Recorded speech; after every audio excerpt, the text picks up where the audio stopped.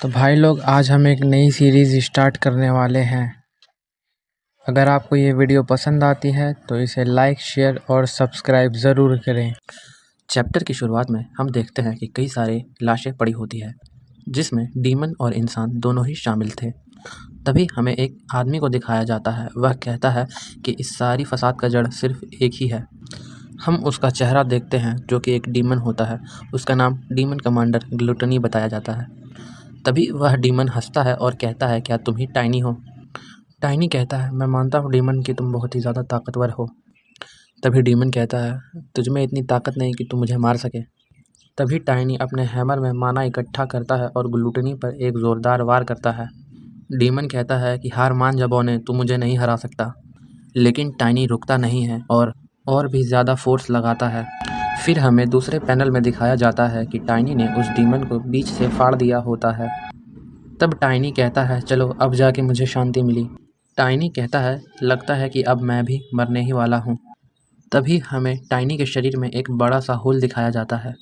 वह खुद को हील करने की कोशिश करता है, लेकिन उसने ग्लूटनी से लड़ते वक्त अपना सारा माना ख़त्म कर तभी उसे अपने बचपन की यादें आने लगती है।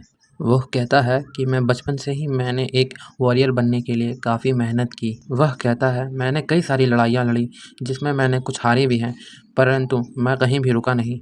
मैं सभी नाइट्स में सबसे ताकतवर बनना चाहता था। मैंने हमेशा माना है कि मैं किसी भी बाधा को पार कर सकता हूँ। लेकिन क्या ये सच में ऐसा ही है?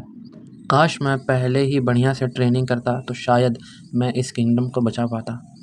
तभी उसे उस डीमन ग्लूटनी की याद आती है और कहता है कि वह डीमन सच में बहुत ताकतवर था, लेकिन वह डीमन किंग के 10 पावरफुल कमांडरों में से सिर्फ 7वें नंबर पर ही था।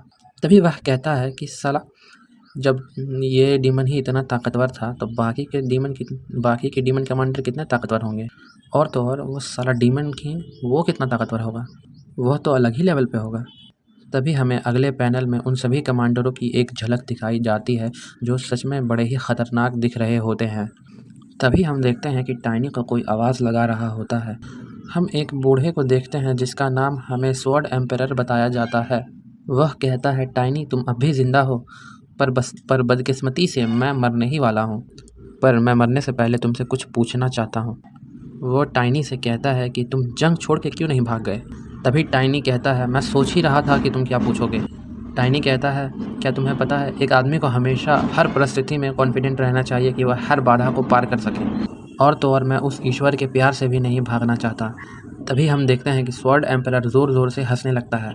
टाइनी कहता है कि बुढ़े, तेरी अकल भैंस चरने गई है क्या? तेरे में इतनी ताकत कब से बच गई कि तू इतना ज़ोर ज़ोर से हंसने लगे?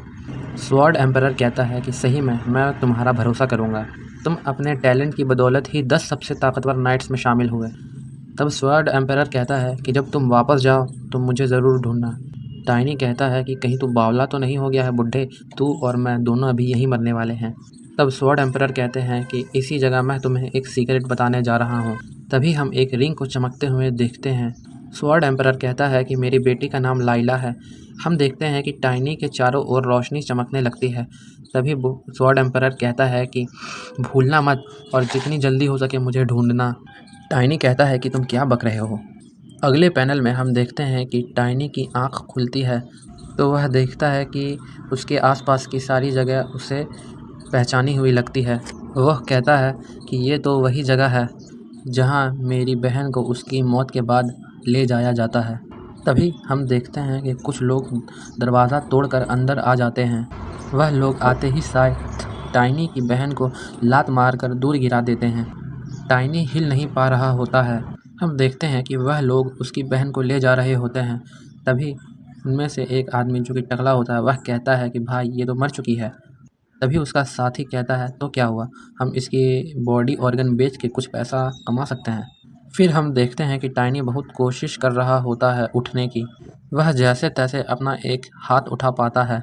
तभी उसके हाथों से एक रोशनी निकलने लगती है। वह तुरंत एक आदमी पर कूदता है और उसे दीवार पे दे मारता है।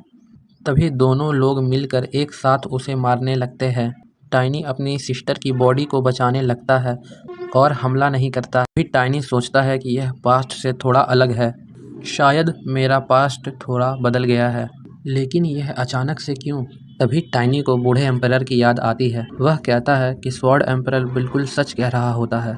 वह सोचता है, क्या मैं सच में पास्ट में आ गया हूँ और ये कोई सपना नहीं है बल्कि हकीकत है। क्या मैं सच में चेंज कर सकता हूँ अपना फ्यूचर। तो भाई लोग, अगर ये सीरीज़ आपको पसंद आती है और आप चाहते हैं कि मैं इसे कंटिन्यू करूं, इस पर और भी पार्ट्स लाऊं, तो कृपया कर कमेंट बॉक्स में सब यस टाइप करें। Thanks for watching.